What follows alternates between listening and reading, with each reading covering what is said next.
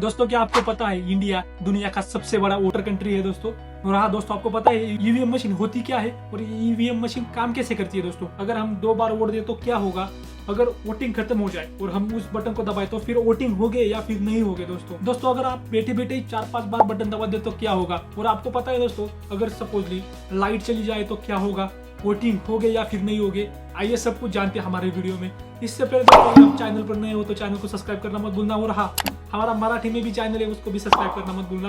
तो शुरू करते हैं। एग्जैक्टली ईवीएम होती क्या है दोस्तों। हमें पता है कि पहले बैलेट पेपर पर वोटिंग होती थी, तो उसकी वजह से क्या होता था, अगर किसी ने वोट गलती से उस लाइन के ऊपर ठप्पा मार दिया तो उसका वोट काउंट नहीं होता था। इसी कारण बहुत सारे वोट्स काउंट नहीं होते थे। और हाँ, बहुत सारे लोग क्या करते थे कि बैलेट का जो वॉलेट होता है उसके अंदर शाई डालते थे, उसकी वजह से वोट्स वोट्स थे वो चकनाचूर हो जाते थे उसकी वजह से। और तब क्या होता था दोस्तों, 72 आवर्स और 48 आवर्स तक वोटिंग का काउंट चलता था। और उसकी वजह से जो कर्मचारी होते थे वोटिंग काउंट करने वाले, तो उनको अंदर ही रहना पड़ता था 72 आवर्स तक। दोस्तों आप सोचो, 72 आवर्स तक आपको कोई अंदर नहीं आएगा और कोई बाहर भी नहीं जाएगा। तो इस प्रकार से वोटिंग काउंट होती थी उस समय। लेकिन उसकी जगह ईवीएम आ चुकी है दोस्तों। क्या आपको पता है ईवीएम को हमने 90s में यूज करना, अरे कहना क्या चाहते हो, शुरू किया था दोस्तों भारत के अंदर।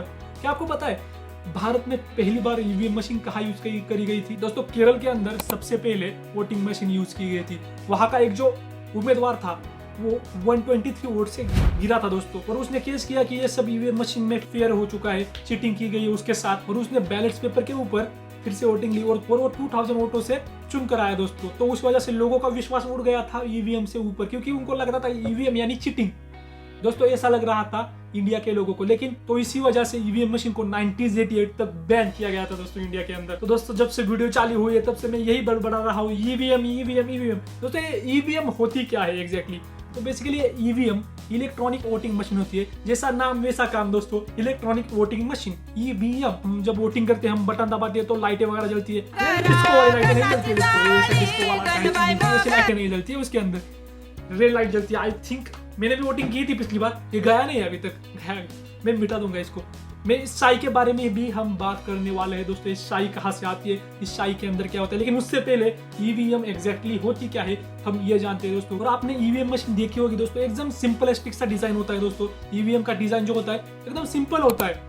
तो उसके अंदर लाइटें वगैरह होती है और हमारे उम्मीदवार के नाम होते हैं, बस इतनी सी सिंपल होती है। और 1-2 वायरें होती है दोस्तों, 1-2 नहीं दोस्तों, एक ही वायर होती है उसको दोस्तों। लेकिन ईवीएम मशीन जो होती है उसके अंदर बहुत सारी टेक्नोलॉजी यूज की जाती है दोस्तों। तब हम बात करते हैं दोस्तों, आप बोलोगे हर इलेक्शन में वही ईवीएम मशीन यूज होती है? नहीं दोस्तों, अलग अलग इलेक्शन में अलग अलग ईवीएम मशीन यूज होते हैं दोस्तों। लेकिन ऐसा क्यों? एक ईवीएम मशीन सिर्फ 2 से 3 बार ही यूज की जाती है वोटिंग करने के लिए, और उसके बाद उसको रिसाइकल किया जाता है। ईवीएम मशीन के दोस्तों 3 पार्ट्स होते हैं। एक होती है ईवीएम मशीन, एक होता है वीवी पार्ट और एक कंट्रोल यूनिट होता है दोस्तों ईवीएम मशीन आती है 7,900 रुपए की, 9,800 रुपए का कंट्रोल यूनिट आता है और 16,000 रुपए का वीवी पैट आता है दोस्तों। आप जब वोटिंग करने के लिए जाते हो तो आपको पता है आप ईवीएम मशीन के ऊपर वो दबाते हैं, कोई भी आपका जो, अरे कहना क्या चाहते हो। लेकिन आपको पता है दोस्तों, जब आप वोटिंग करने के लिए जाते हो आप छुपके से वोट देते हो। आपको भी पता है एक ऐसा बॉक्स टाइप बना होता है ताकि कोई देख ना पाए आप किसी को वोटिंग कर रहे हैं, किसका पैसा लिया और किसको वोटिंग कर रहे हो। सही कहा ना मैंने? गलत हो जाएगा ये, किसका पैसा ले रहे हो और किसको वोटिंग कर रहे हो दोस्तों। तो इसीलिए वो कुछ सेफ्टी का लगा दिया जाता है। और आप जैसे ही बटन दबाते हो उस साइड से एक एक पेपर आता है, उसमें आपके उम्मीदवार का नाम छपा होता है और वो अंदर गिर जाता है और वो काउंट होता है। तो सबसे बड़ा सवाल, अगर लाइट चली जाए तो क्या होगा दोस्तों? बेसिकली ये मशीन किसी भी इलेक्ट्रिकल सोर्स से कनेक्ट नहीं होती है दोस्तों।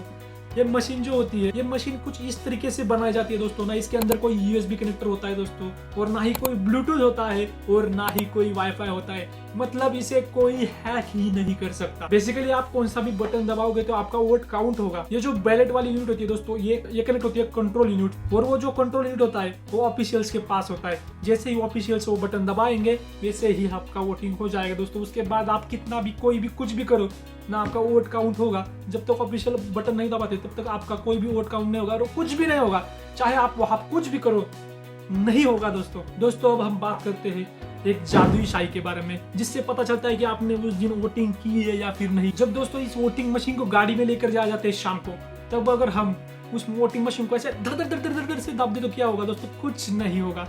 क्योंकि आपको पता है जब इलेक्शन कंप्लीट होते हैं तब जो वायर होती है वो डिस्कनेक्ट कर दी जाती है। उसके बाद आप कुछ भी नहीं कर सकते, कोई भी उसे कुछ भी नहीं कर सकता। अगर आप सोचोगे कि इस मशीन को लेकर जाए और धड़ धड़ धड़ अपने उम्मीदवार को जीता दिए, नहीं दोस्तों, जेल की हवा खानी पड़ेगी अगर ऐसा होगा तो इसी वजह से कुछ भी नहीं होता है। एक बार मशीन की वायर डिस्कनेक्ट की जाती है तो उसके बाद कुछ भी नहीं कर सकते दोस्तों। और दोस्तों इलेक्शन होने के बाद जो मशीन होती है उसको एक स्पेशल केस में रखा जाता है ताकि उसे कोई भी हाथ नहीं लगा सके और उसके अंदर कोई भी कुछ भी छेड़छानी नहीं कर सकते। उसके बाद दोस्तों एक डेटा शीट तैयार की जाती है। मेरे जैसे डेटा साइंटिस्ट को काम आते हैं दोस्तों। एक डेटा शीट तैयार की जाती है, उसके अंदर कौन सी जगह पर कितने वोटिंग हुई है और किस उम्मीदवार को कितनी वोटिंग हुई है और किसको कितनी हुई है, ये सब काउंट किया जाता है दोस्तों। उसके बाद इस सभी मसाले को लेकर एक काउंटिंग हॉल में जाया जाता है। ये जो काउंटिंग हॉल होता है दोस्तों, इस कुछ इस तरीके से डिजाइन किया होता है कि इसके अंदर ना बाहर से किसी को एंट्री मिलती है और ना ही किसी को अंदर से बाहर एंट्री मिलती है। दोस्तों क्या आपको पता है ये रिजल्ट भी 2-3 मिनट में मशीन के अंदर कितने सारे वोट्स हुए वो काउंट करता है। उसके लिए सिर्फ सिंपल सा है दोस्तों, आपको ईवीएम मशीन खोलनी पड़ेगी। मतलब आपको नहीं, वहाँ के जो ऑफिशियल्स होते हैं वो उस मशीन को खोलते हैं और उसके अंदर एक रिजल्ट बटन होता है दोस्तों, उसको दबाते हैं और उसके बाद 2 से 3 मिनट में हमको सभी की सभी काउंटिंग पता चल जाती है, किसको कितने वोट्स आए, कुछ कौन से एरिया में कितने सारे वोट्स आए, ये सब कुछ हमें पता चल जाता है दोस्तों। और अगर आप ये सोचोगे दोस्तों क्यों ना स्क्रू ड्राइवर लेकर सीधा इलेक्शन के काउंटर के अंदर चले जाए और उस मशीन को ही खोल दे और रिजल्ट देखे। दोस्तों स्क्रू ड्राइवर तो आप लेकर जा सकते हो छुपा छुपा कर, लेकिन आप बाहर जब आओगे तब आप सीधे छड़ी से जेल में जाओगे दोस्तों। ये आप एक ही बार कर सकते हो दोस्तों, क्योंकि उसके बाद आपको चांस ही नहीं मिलेगा, आप सीधे जेल में होगे दोस्तों।